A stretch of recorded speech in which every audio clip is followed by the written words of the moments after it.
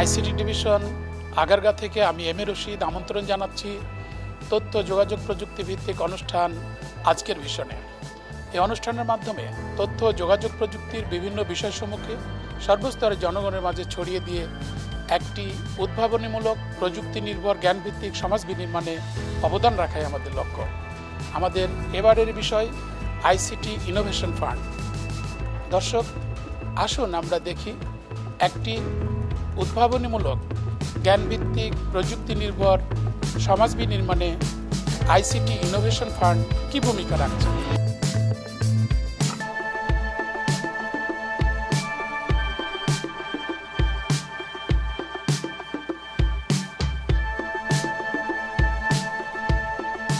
বর্তমান বিশ্বে উন্নয়নের অন্যতম হাতিয়ার হল তথ্য ও যোগাযোগ প্রযুক্তি। তথ্য ও যোগাযোগ প্রযুক্তি খাতে যে দেশ যত বেশি উন্নতি সাধন করে সে দেশ তত বেশি উন্নত বলে ধরা হয়। আমাদের দেশও এক্ষেত্রে পিছিয়ে নেই। বাংলাদেশকে একটি সুখী সমৃদ্ধশালী দেশ হিসাবে গড়ে তোলার লক্ষ্যে সমাজের সকল স্তরে, বিশেষ করে পশ্চাৎপদ এলাকায় আইসিটির সুবিধা পৌঁছে দেওয়ার কাজ চলমান আছে। দেশের সকল ক্ষেত্রে আইসিটি কার্যক্রমকে গতিশীল করতে নেওয়া হয়েছে বিভিন্ন জনকল্যাণমূলক কর্মসূচি।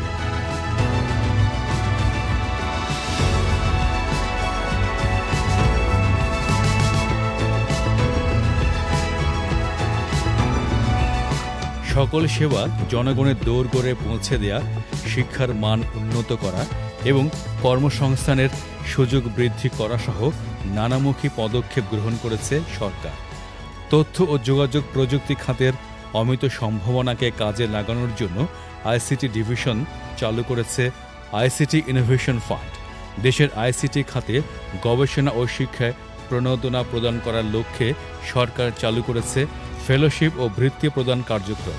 আইসিটি খাতে উদ্ভাবনীমূলক কাজে উৎসাহ প্রদান করার লক্ষ্যে ব্যক্তি ও প্রতিষ্ঠানকে দেয়া হয় অনুদান বা বিশেষ অনুদান।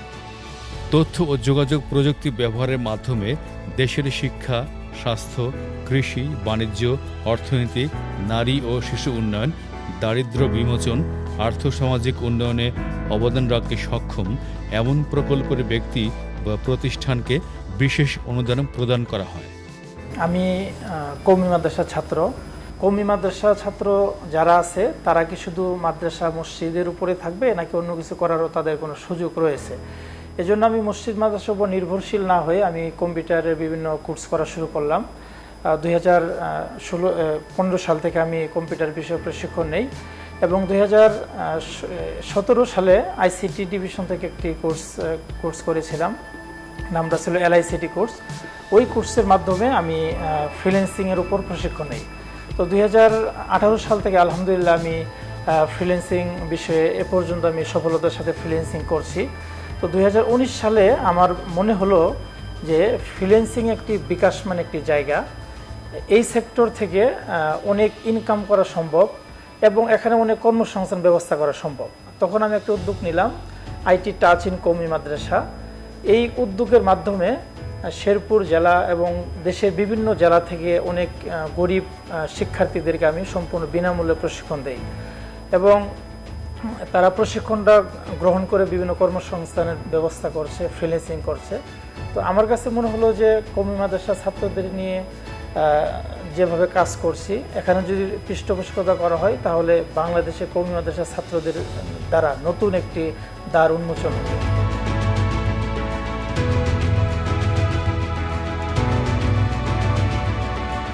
আইসিটি খাতে দেশের আর্থসামাজিক উন্নয়ন, জনসেবা, অভিনব উদ্ভাবনের মাধ্যমে নতুন সেবা সৃষ্টি করতে সক্ষম আইসিটি শিল্পের বিকাশ, জনস্বার্থে সরকারি সেবা খাতে সরকারি সংস্থার মাধ্যমে দ্রুত এবং কার্যকরী সেবা প্রদানে সক্ষম এমন উদ্ভাবনীমূলক কাজের জন্য ব্যক্তি বা প্রতিষ্ঠানকে প্রদান করা হয় উদ্ভাবনী অনুদান। আমরা প্রথমে যে কাজটা করেছিলাম সেটা হচ্ছে আমাদের কিছু টেকনিক্যাল প্রোডাক্টের দরকার ছিল, যেগুলো মানে বাংলাদেশের প্রেক্ষাপটে আমাদের জন্য পুরাটা ইম্পোর্ট করানো বা এগুলো আমাদের জন্য একটু দেখা যাচ্ছে যে খরচ সাপেক্ষ ব্যাপার হয়ে যাচ্ছিল। আমরা অ্যাপ্লাই করি আমাদের ইনোভেশন ফান্ডে এবং সেখান থেকে হচ্ছে আমরা পরবর্তীতে একটা ফান্ড পাই এবং সেই ফান্ডের মাধ্যমে কিন্তু আমরা আমাদের যেই প্রয়োজনীয় প্রোডাক্টগুলো ছিল তার অনেকটাই আমরা আনতে পেরেছি। এবং আমরা যে ফান্ডগুলো আমরা পেয়েছিলাম সেটাকে আমরা যেভাবে যে ইমপ্লিমেন্টেশনের জন্য আমরা যে ডকুমেন্টগুলো দিয়েছিলাম সেই অনুযায়ী সব কাজগুলো করা। তারপর আমাদের যেরকম আমরা ভিআরের একটা প্রজেক্ট নিয়ে কাজ করছিলাম, যেটা আমরা মাদ্রাসাকে ভার্চুয়াল রিয়েলিটিতে আনবো। তো এটার কাজও আমাদের অনেকটা শেষ হয়ে গিয়েছে। আমরা চেষ্টা করি যে উমরা হজের যে পূর্ণাঙ্গ এক্সপিরিয়েন্সটা আছে সেটা ভার্চুয়াল রিয়েলিটিতে দেওয়া যায় নাকি। হজের কোন কোন বিষয়গুলো আপনারা সেখানে আমরা মূলত উমরা হজ করার যে প্রক্রিয়াটা, উমরা হজের তার পূর্ণাঙ্গ প্রক্রিয়াটা আমরা ভার্চুয়াল রিয়েলিটির মধ্যে আনি। অর্থাৎ আপনি একজন সাধারণ মানুষ, আপনি হয়তো আপনার সেই সামর্থ্যটা নাই যে আপনি সৌদি আরবে যাবেন, বাট আপনি একবারের জন্য হলেও আপনি ওই জায়গাটা একটু সামনাসামনি দেখতে চান, আপনার মেন্টাল রিলিফের জন্য হোক বা একটা সোল স্যাটিসফ্যাকশনের জন্য হোক, আমরা সেই জায়গাটা তৈরি করি। এবং সেই সাথে আমাদের প্ল্যান ছিল যে আমরা গ্রাম পর্যায়ে চলে যাব এবং বাচ্চাদেরকে রোবোটিক্স ট্রেনিং দেব। আমরা সেটা করেছি। আমরা আরও কিছু ইনিশিয়েটিভ বর্তমানে হাতে নিয়েছি এবং সেগুলো চলমান আছে।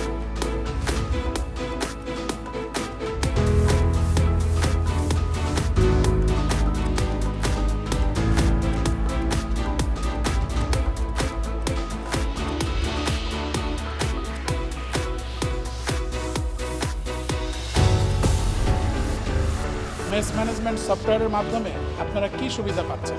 আমাদের এখন টোটাল কাজটাই অনলাইনে হয়ে গেছে। আমি চাইলে নির্দিষ্ট সময়ের ভিতরে আমার আইডিতে লগ ইন করে, মানে ওই সফটওয়্যার ব্যবহার করে নিজেদের মিল অফ করতে পারি, অন করতে পারি।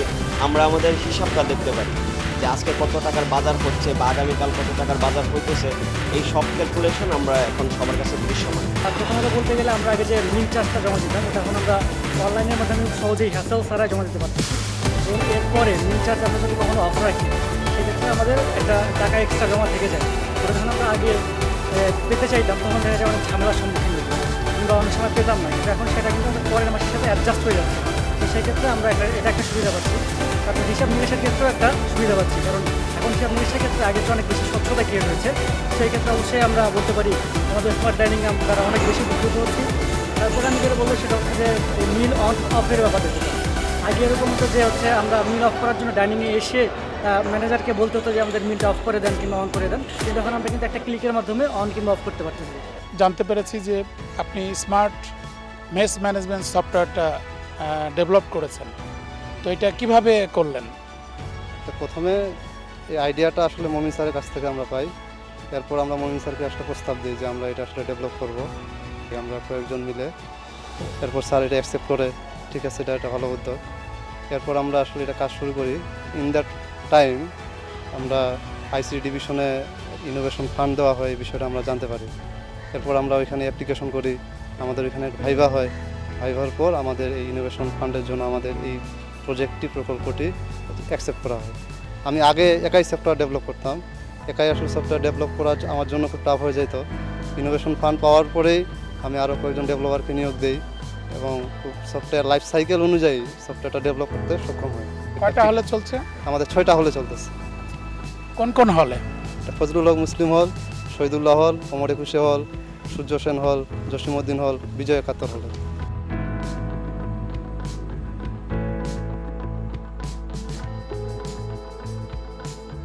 আমি বেসিক্যালি ওই ফজলুল হক মুসলিম হলের যে মেস, সে মেস সিস্টেমটার আমি অর্থ উপদেষ্টা ছিলাম ওখানে হাউস্টেটে থাকা অবস্থায়। এবং সেই সময়ে আমার মাথায় একটা জিনিস আসলো যে আমি তো এই হলের ছাত্র ছিলাম এবং তখন যেটা দেখেছি যে অনেক প্রবলেম, টাকা পয়সার যে জমা দেওয়া এবং তাদের যে মিলগুলো চালু করা, তাদের মিলগুলো বন্ধ করা এবং তাদের মাস শেষে একটা হিসাব তৈরি করা, এটা আসলে খুবই কষ্টসাধ্য ব্যাপার। আর আরেকটা বিষয় হচ্ছে ছাত্ররা যে টাকা জমা দেন সেই টাইমটাই আসলে দেখা যায় মাস শেষে বা মাসের প্রথমে এটা দিতে অনেক লম্বা একটা সিরিয়াল ছাত্রদিকে টাকা জমা দিতে হয়। আর আরেকটা পয়েন্ট হলো যে অনেকেই বাড়ি থেকে টাকা পয়সা আসে, যে টাকাটা আসলে তারা বাবা মা আত্মীয় স্বজনরা পাঠাচ্ছে, যেটা দেখা যায় যে টাকাটা এসে পৌঁছে নেই অথবা সেটা ক্যাশ আউট করতে হবে। তো সেটা যদি একটা স্মার্ট সফটওয়্যারের মাধ্যমে হয়, সেই ধরনের চিন্তা থেকে আসলে ম্যাচটা শুরু।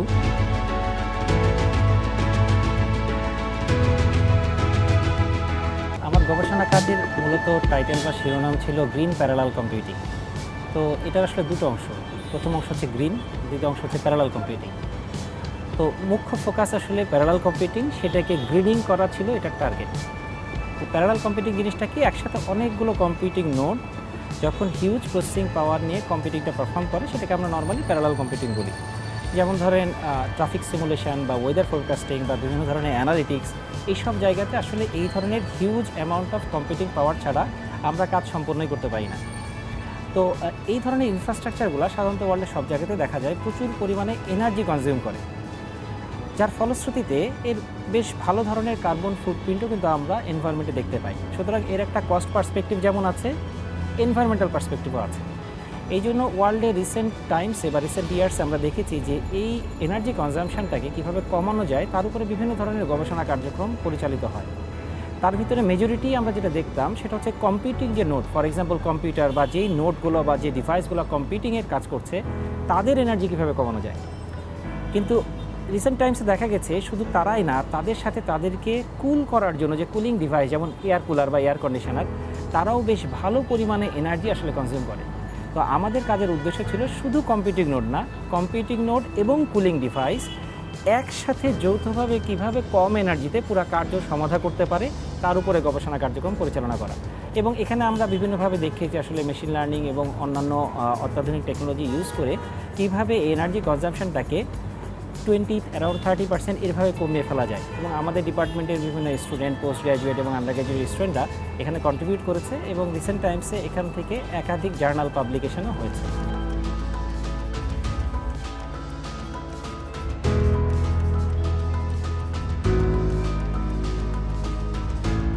মাস্টার্স, এমফিল, ডক্টরাল ও পোস্ট ডক্টরাল ডিগ্রি এবং উচ্চতর গবেষণার উদ্দেশ্যে ফেলোশিপ বা বৃত্তির নিমিত্তে অনুদান প্রদান করা হয় আইসিটি ইনোভেশন ফান্ড থেকে। তথ্য প্রযুক্তি খাতে প্রতি বছর সর্বোচ্চ মেধাসম্পন্ন ও সর্বোচ্চ ইনোভেটিভ ক্ষমতাসম্পন্ন একজন পুরুষ এবং একজন মহিলাকে সর্বোচ্চ 1 বছরের জন্য মাসিক 2 লক্ষ টাকা হারে প্রদান করা হয়ে থাকে high profile ICT scholar fellowship.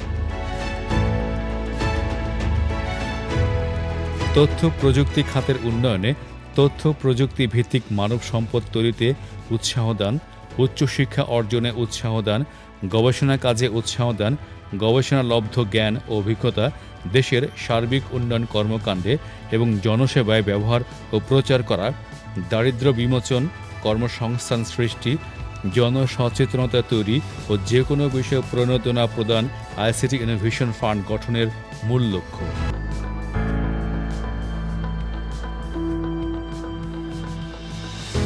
গ্রামীণ উন্নয়ন, কৃষি উন্নয়ন, নারীর ক্ষমতায়ন, পরিবেশ বান্ধব প্রযুক্তি, স্বল্প মূল্যের প্রযুক্তি, দারিদ্র্য বান্ধব সেবা, সেবা বিকেন্দ্রীকরণ সহ জনগণের সেবা প্রাপ্তি আরও সহজ করতে উদ্ভাবনী অনুদানের গুরুত্ব অপরিসীম।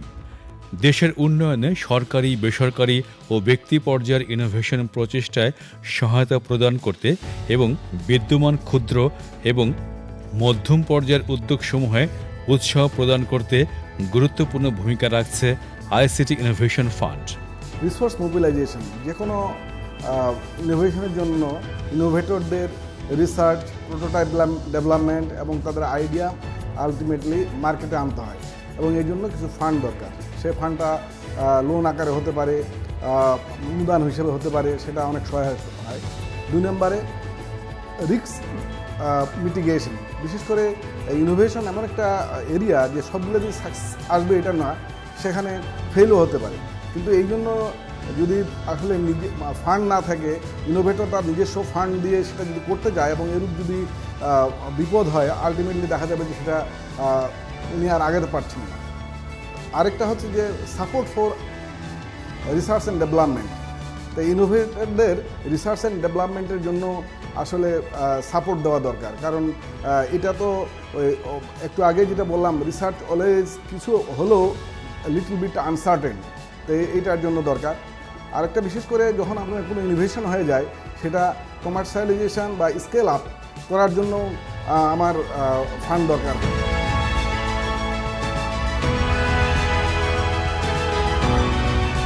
উদ্ভাবনী জ্ঞান, গভীর চিন্তাভাবনা ও সমস্যা সমাধান করার মতো দক্ষতা সম্পন্ন মানব সম্পদ তৈরিতে আইসিটি বিভাগ নিয়েছে নানা রকম পরিকল্পনা ও পদক্ষেপ।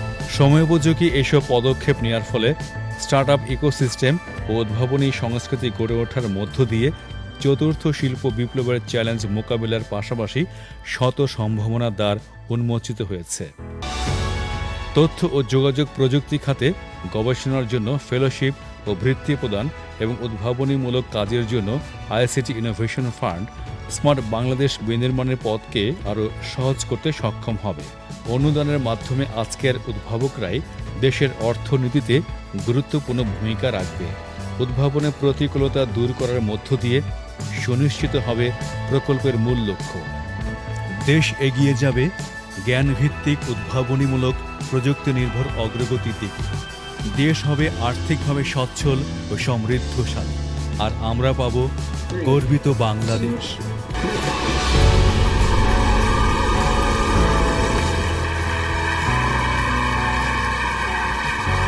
দর্শক, দেখতে দেখতে আমরা অনুষ্ঠানের শেষ পর্যায়ে পৌঁছে গেছি। আজ এই পর্যন্তই। আগামীতে তথ্য যোগাযোগ প্রযুক্তির নতুন কোনো বিষয় নিয়ে আবার হাজির হব। আপনারা মতামত জানিয়ে লিখতে পারেন এই ঠিকানায় ajkervision@gmail.com। আর হ্যাঁ দর্শক, আপনারা নিজকে সৃজনশীল এবং উদ্ভাবনী কাজে নিয়োজিত করুন এবং মানুষকে ভালোবাসুন, দেশকে ভালোবাসুন, এই প্রত্যাশা রাখছি। আপনারা ভালো থাকুন, সুস্থ থাকুন, নিরাপদে থাকুন। আল্লাহ হাফেজ।